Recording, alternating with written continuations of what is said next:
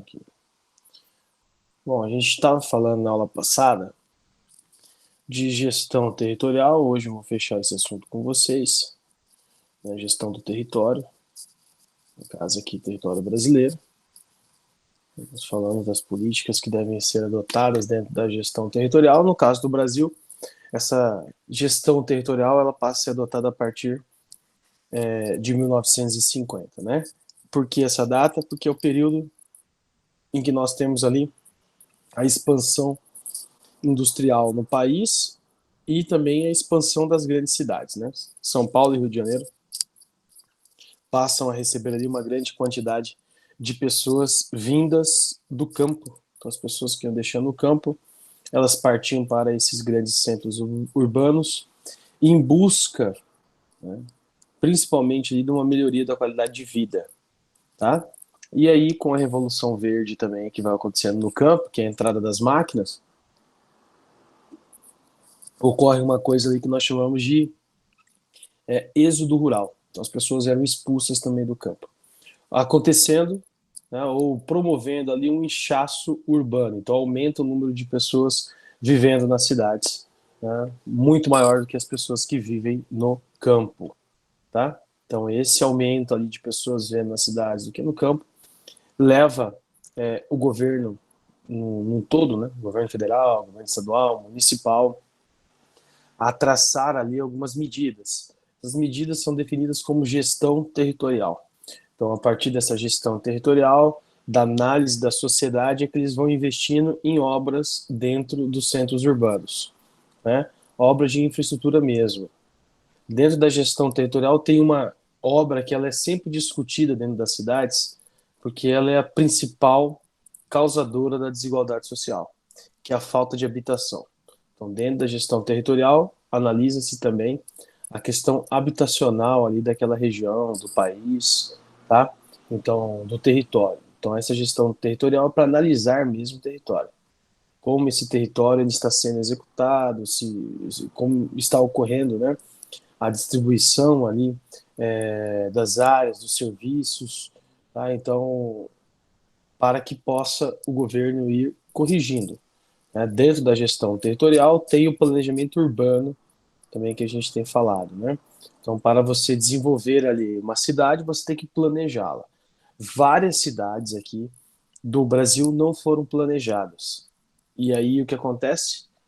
A desorganização ali territorial, né? Então, construções, habitações em áreas que não deveria ter ali aquelas construções, como é o caso das favelas, que nós conhecemos em São Paulo, Rio de Janeiro, né? No sul do país também tem favela, tá? Então começa uma desorganização, um desordenamento, né?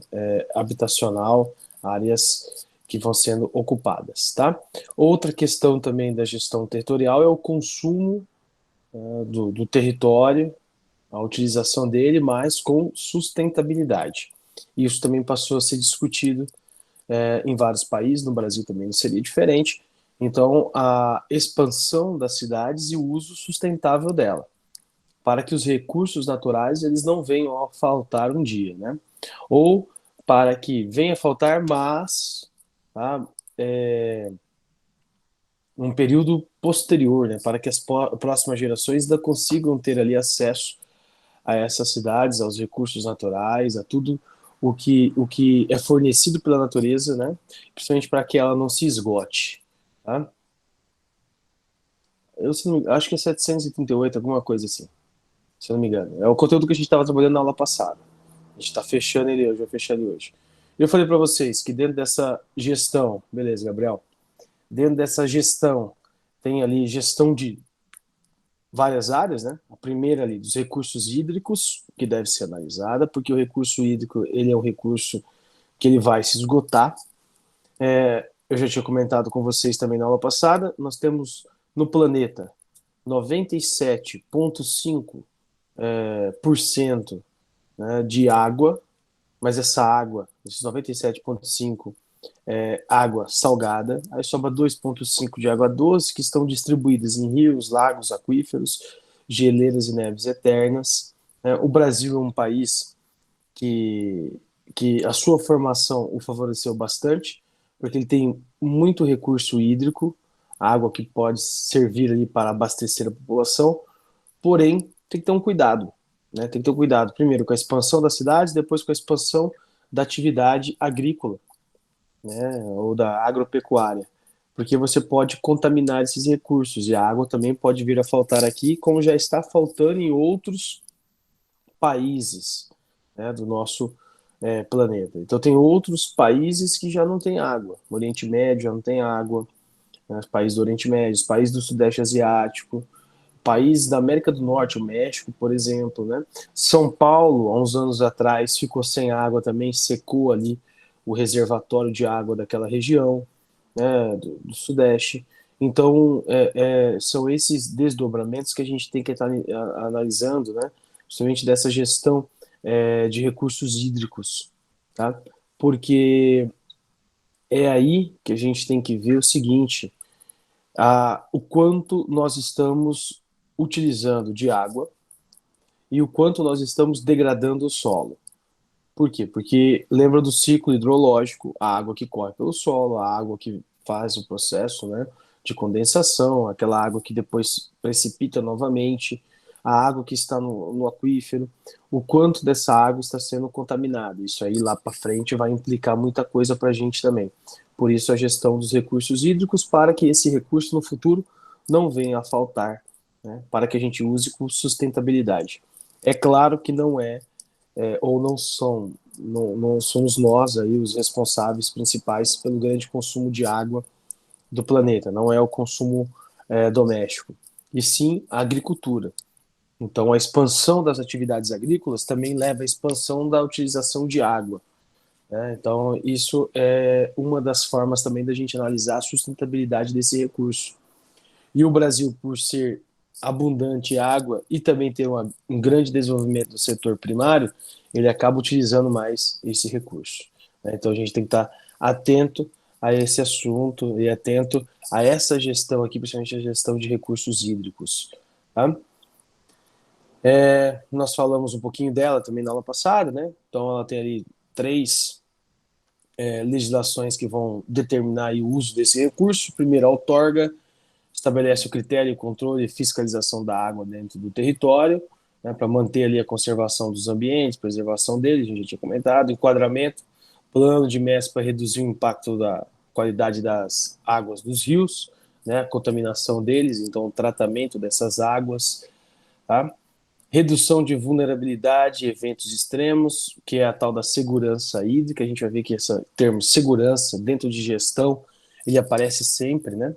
É justamente a segurança para manter ali esse recurso vivo, né? Esse recurso funcionando, para que esse recurso não se esgote. E existe também lá os planos de recursos hídricos, ou planejamento para esses recursos, né? Que estabelece ali a utilização e o desperdício, né? Uma estratégia para a reaproveitação da água, tá? Então, essa gestão de recursos hídricos busca uma sustentabilidade para que esse recurso não venha faltar no futuro para a gente. Gestão de risco, e aí no risco entram todos os impactos que podem sofrer a população, né, dentro do território, principalmente pela falta do planejamento urbano, você cria essa gestão de risco.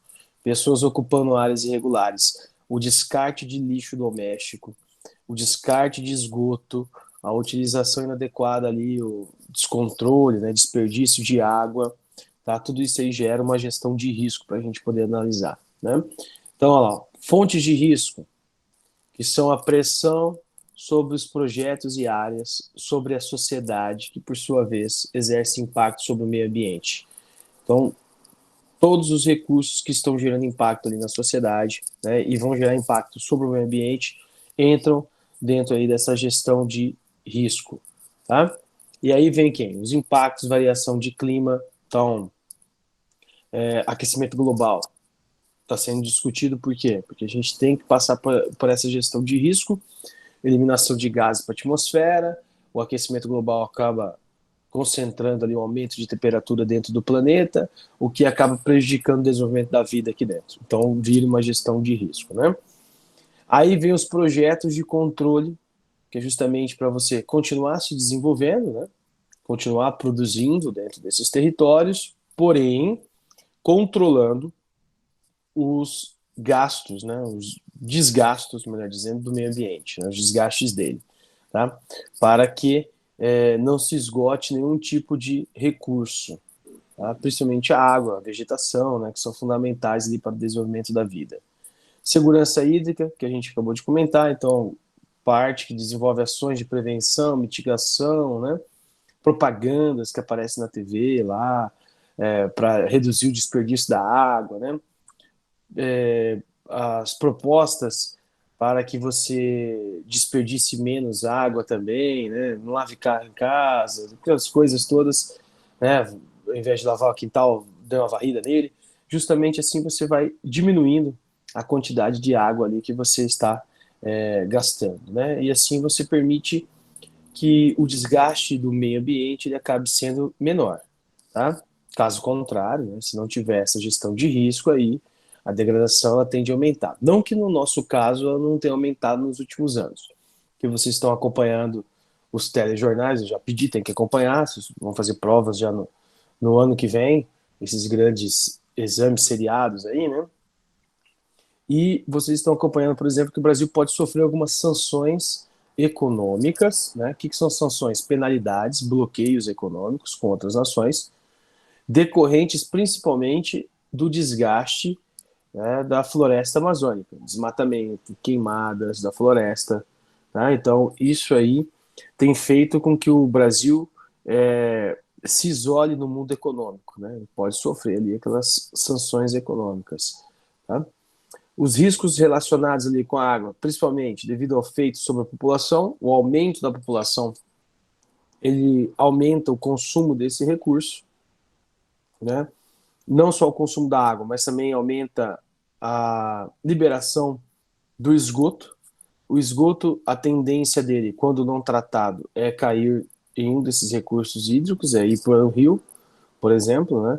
O que acaba prejudicando, contaminando todo esse recurso hídrico, né? As fontes de risco sob ou são ali a pressão que a sociedade exerce sobre o meio ambiente, né, impactos devido à variação do clima, sobre a sociedade, vulnerabilidade social, econômica e física. Tá? Então, isso é fonte de risco. Sociedade consumindo os recursos do meio ambiente geram impactos, e o impacto gera uma gestão de risco. Porque o que a gente não quer é que esses recursos naturais eles se esgotem. Uma vez esgotado, demoraria muito tempo para eles se renovarem, né? Principalmente vegetações, áreas de florestas. Você nem recupera uma área de floresta. Por quê? Porque as vegetações nativas se perderam. Você vai recuperar com outro tipo de vegetação, mas não a nativa mais. Né? O que gera um risco para o solo, para a área, né? Para toda aquela região. Gestão de recursos naturais, a gente comentou também na aula passada, recursos renováveis. Então, aí acaba que o homem não impacta tanto, a não ser na água, né? Porque o restante, a gente, por exemplo, energia eólica, energia solar, né? Aí a gente acaba que não consegue impactar tanto. Mas já na água e no ar tem um impacto, né, antropogênico já do homem, tá? Quando ele libera gases, quando ele contamina a água, né? O próprio solo também entra nessa gestão de recursos renováveis ali, justamente para poder impactar menos, né? Para que a vida continue se desenvolvendo. E tem a gestão de recursos naturais ali não renováveis. E essa aí é a maior preocupação para a gente, né? Porque esses recursos não renováveis, eles entram na categoria de combustíveis fósseis, como vocês lembram. São os recursos que demoram mais tempo para se renovar, né? Surgir novamente. Só os combustíveis fósseis? Não. Os minérios no geral, né? Mas aqueles que mais degradam o meio ambiente, o ar, que já entraria na outra gestão de risco, são os combustíveis fósseis, né? Porque eles produzem ali o combustível, petróleo, gás natural, carvão mineral, né? E os outros minérios que também com o tempo eles vão se esgotando, como cobre, diamante, ouro, ferro, manganês, né? O ferro e o manganês ainda tem várias reservas no planeta todo, aqui no Brasil tem bastante ferro e manganês. Mas, por exemplo, o cobre no Brasil ele está se esgotando. A gente tem uma média aí de mais 30 anos de aproveitamento de cobre, depois o Brasil não vai ter mais. Não compete mais no mercado estrangeiro, na venda, e para produzir alguns produtos que necessitam ali de cobre, vai ter que importar, principalmente da onde? Do Chile, porque o Chile é o maior produtor de cobre do planeta, né? Então, são essas análises que a gente tem que estar fazendo, tá? Quanto de recursos naturais nós estamos utilizando, né? O pré-sal, Isabela, não é renovável, porque ali no pré-sal tem um combustível fóssil, que é o petróleo. Petróleo, ele se enquadra como combustível, ou melhor, como recurso não renovável, né? A diferença é que ali na região do pré-sal existe muito petróleo, é uma nova reserva, que agora que ela está sendo explorada, né? E deve existir outras reservas dessa no planeta, essa é a ideia, né? Mas toda vez que se fala de petróleo, petróleo é um recurso não renovável. Então significa que isso significa que ele demora muito tempo para se renovar. E esse tempo que ele demora para se renovar está na escala geológica da Terra, não na escala histórica, né? Porque o tempo, não sei se vocês se lembram, mas o tempo é analisado de duas formas: tempo histórico, né, que data lá, por exemplo, do surgimento do homem no planeta Terra, 10 mil anos atrás, né? E tempo geológico, que é o período de formação do planeta, 4,6 bilhões de anos atrás, né? Então, o petróleo, para ele se formar novamente, ele vai ter que passar por um longo processo. Primeiro, o planeta por um longo processo e a própria camada, né? As camadas rochosas, porque o petróleo é formado através da estratificação dos solos. Então, são seres vivos que vão morrendo e vêm as camadas de sedimentos, e ali, durante milhões de anos, é que vai acumulando aquele líquido, né, mais viscoso, né, que é o petróleo. Tá? Então, para ele se renovar novamente, vai demorar milhões de anos.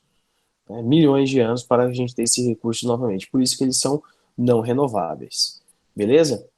O zoneamento ecológico, que eu acho que eu já comentei também na aulinha passada, mas eu vou retomar ele, que é importante a gente falar, o zoneamento ecológico e econômico, ele é uma lei, né, garantida já aqui dentro do Brasil, tá? E essa lei basicamente fala do quê? Fala do desenvolvimento, tá?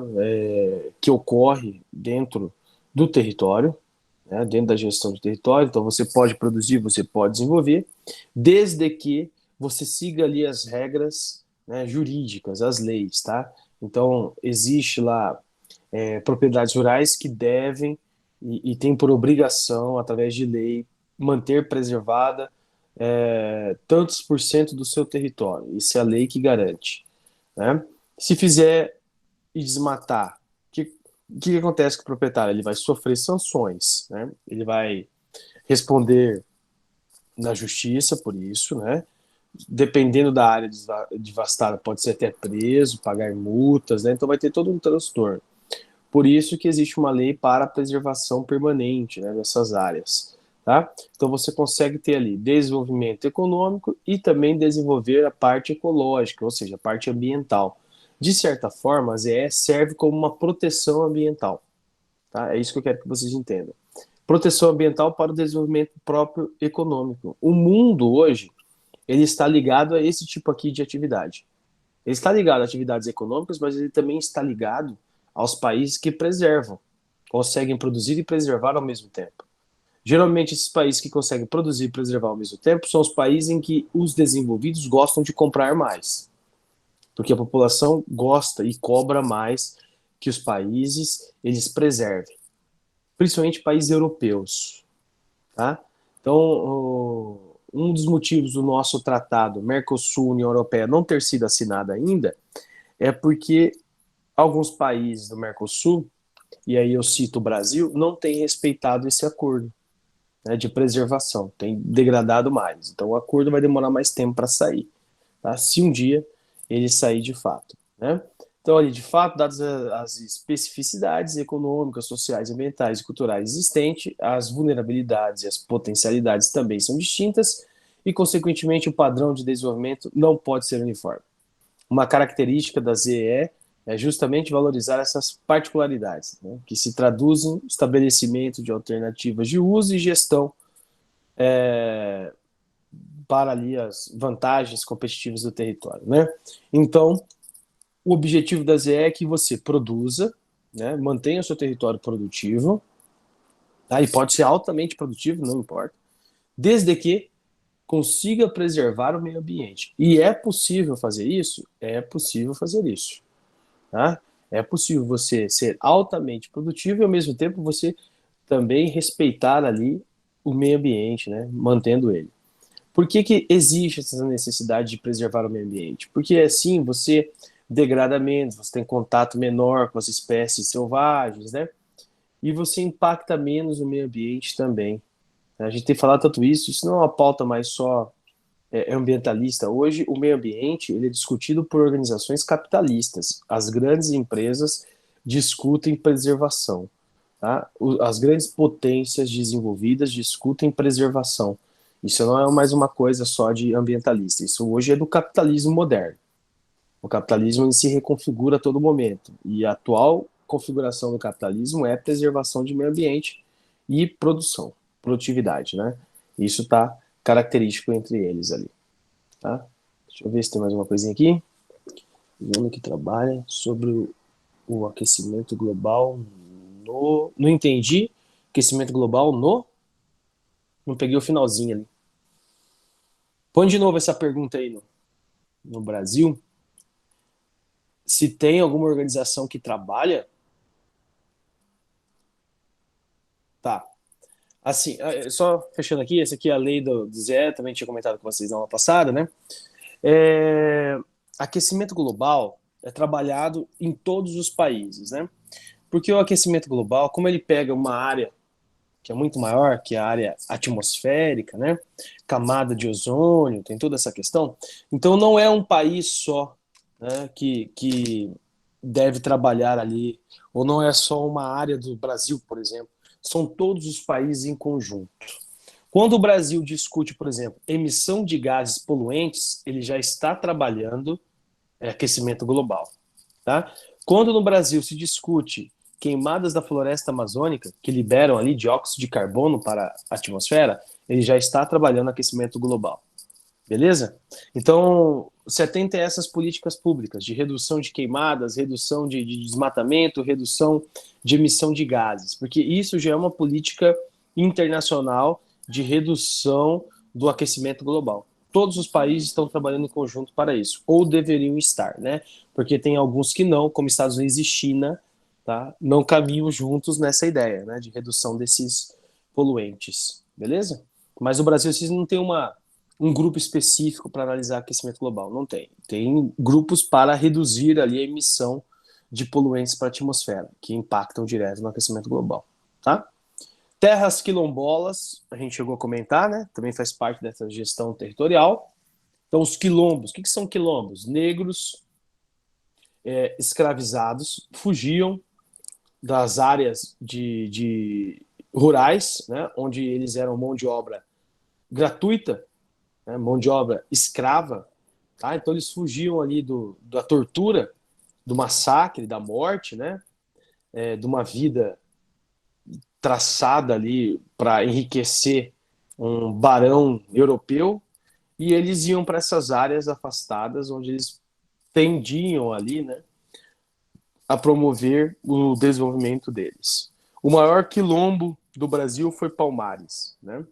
E quilombo de Palmares tinha um monte de negros que eram traduzidos como negros fugitivos, né? Como se fugir do trabalho escravo era algo assim, né? Para ser tratado como fugitivo. Na verdade, eles buscavam só viver, né? Mas aqui no Brasil, um país que tem culturalmente, né, sua tradição ligada a isso, ainda está muito enraizado no nosso país, por mais que a gente fale que não, ou acho que não, ainda está muito enraizado a escravidão, né? Tanto de negros quanto de nativos, a gente ainda vai falar dos nativos. Então, os quilombos, eles serviam como uma área de proteção, eles fugiam e formavam esses quilombos, que na maioria das vezes eram destruídos pelos portugueses. Os negros que resistiam eram mortos, a grande maioria que era capturado retornava para a área de trabalho escravo. E assim foi no Brasil durante muito tempo. A criação dos quilombos terras, né, quilombolas, é uma política reparatória. E o Brasil tem várias políticas reparatórias, né, para reparar principalmente esse período da escravidão. Então, isso aqui é uma delas. Tem outras, por exemplo, vou citar aqui, a política de cotas, né, também é uma política reparatória. Ah, é necessário? A gente poderia discutir isso numa outra aula.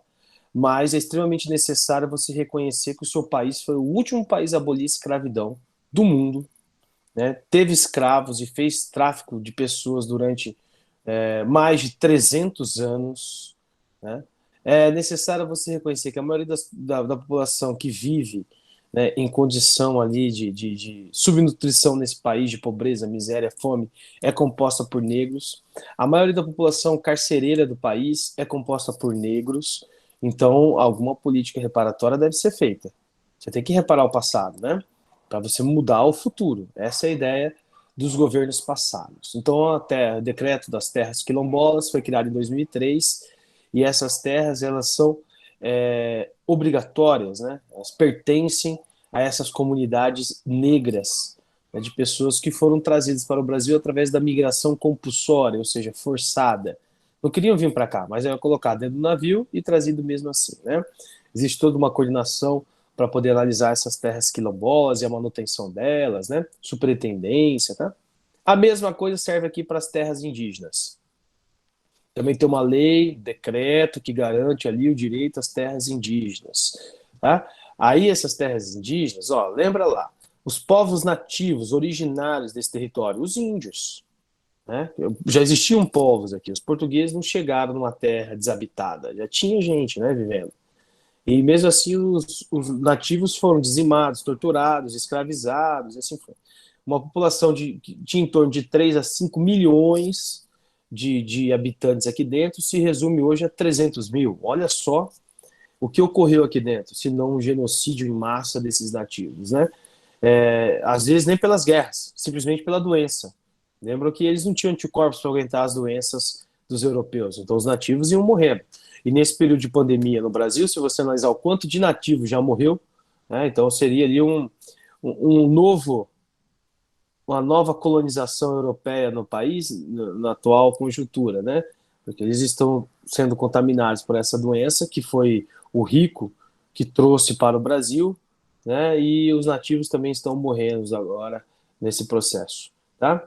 Aí tem lá, ó, terras indígenas tradicionalmente ocupadas, né?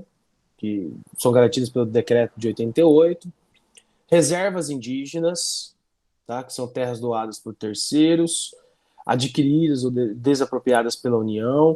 Para ser uma reserva indígena ali tem que ter também a questão, pode ter a questão também de desenvolvimento cultural das tribos naquela área durante tempos passados, né? Aí tem que ter todo um estudo sobre o território, aí quem faz é a FUNAI para poder ver se pode ou não demarcar aquela terra. Então tem o termo também demarcação de terra indígena, que é para definir a terra para os nativos, tá? Terras dominais, eu também já tinha começado a falar, né? Então ali são terras da propriedade da comunidade indígena mesmo, né? E terras interditadas pela FUNAI para proteger os índios, aí não pode ter nenhum tipo de contato naquela área lá.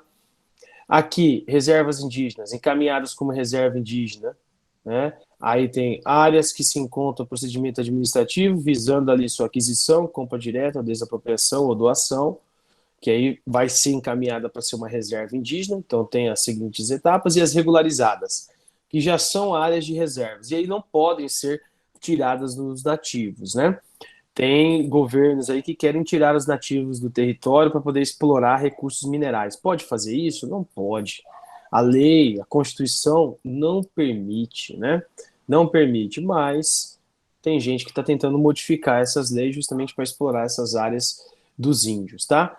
O Estatuto do Índio, ele garante ali, sobre ordem da Constituição Federal, que a tradição indígena deve ser mantida, o direito do índio à terra deve ser mantido, o direito do índio à manutenção da sua cultura, né, tem que ser garantido, tá? Então o Estatuto do Índio, ele existe, e ele não é de agora, ele é lá do período do governo militar. Foram os militares que colocaram esse estatuto aí para vigorar, né? Então tem todo as leis aí que devem proteger e garantir o desenvolvimento dos nativos dentro do território. Então, para isso que serve o Estatuto do Índio, para que ele possa sobreviver, né? Ah, é uma obrigação inserir o índio, a cultura ocidental, a nossa cultura? Não é uma obrigação do Estado. Tá? Não existe uma lei que garante isso. Né? Que o índio ele não deve seguir essa cultura e sim a nossa cultura. Não existe. Tá? O índio ele tem que preservar a cultura dele. Está garantido em lei isso. Né? O índio, no caso, o nativo. Beleza? Alguém quer perguntar alguma coisinha, gente? Alguém? Alguém tem alguma dúvida? Não. Pronto. Tranquilo? Gestão territorial de boa, então. Alguém quer perguntar alguma coisa sobre terra quilombola, sobre reservas indígenas, terras indígenas? Não? Tá tranquilo? Pro, assim, sobre Hum, esse conteúdo da gestão territorial, o que precisa saber é que o governo tem que ter controle da gestão das áreas urbanas, recursos hídricos naturais